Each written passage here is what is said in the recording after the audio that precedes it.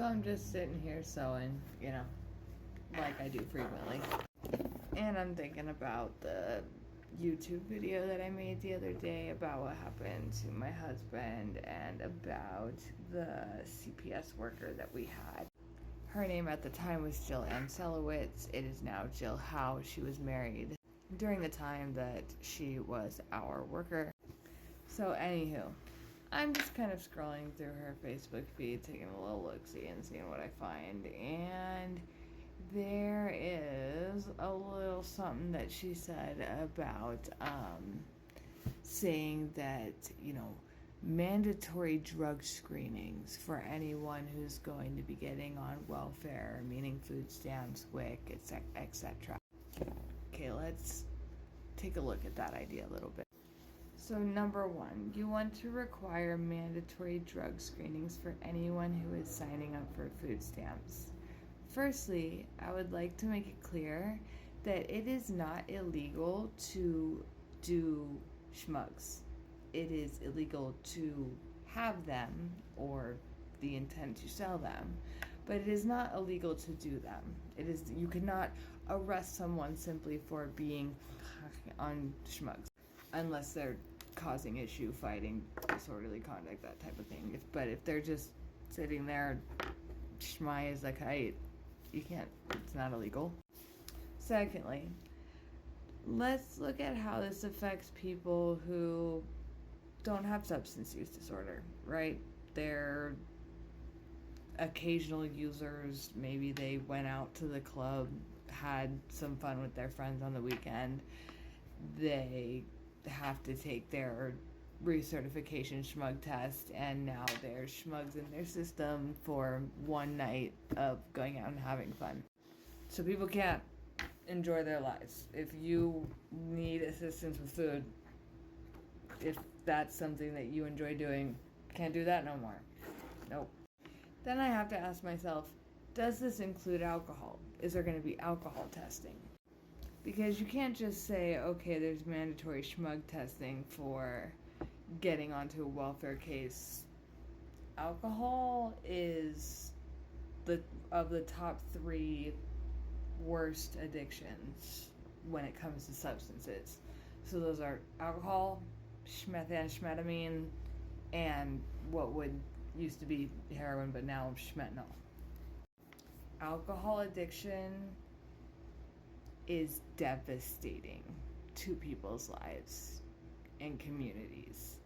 I have seen alcoholism do much worse things to people than any other schmugs have. I'm not condoning the use of any of them, but I'm just saying there is this socially acceptable aspect of alcohol use when it is literally poison.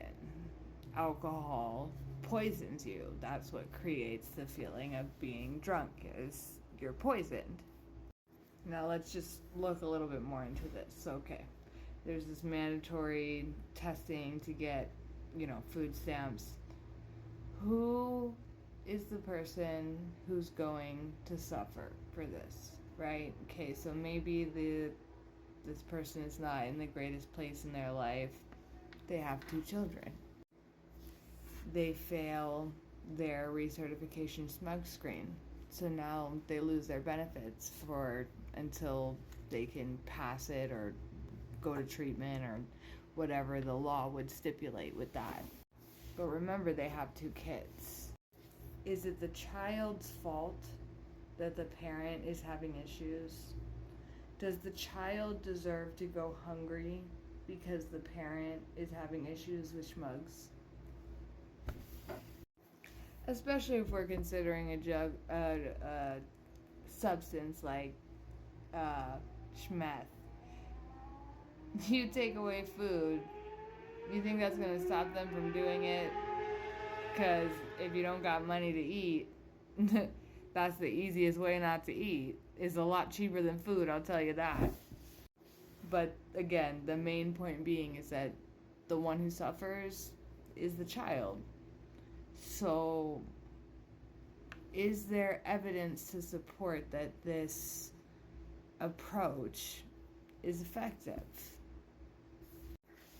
Does forcing people and controlling people's lives and what they do and how they do it an effective way to instill change in a person? The answer to that is a resounding no. Telling a person with substance use disorder, especially with co-occurring mental health disorders alongside of it, which is more often than not the case, the substance use is a symptom of something bigger and deeper than that. Telling them that they don't get food this month because they had a positive screening is dehumanizing to the fullest. And it's like telling a person who's drowning, just swim. Just swim. Why are you drowning? Just swim. You'll be fine. If you would just swim, you would stop drowning. It's that easy. Hello. Do you think that people wake up in the morning, especially people with children, and intentionally make the conscious decision to want to destroy their lives, to want to hurt the people that they love, to want to put themselves in situations that they know are dangerous or outside of their values or just not them?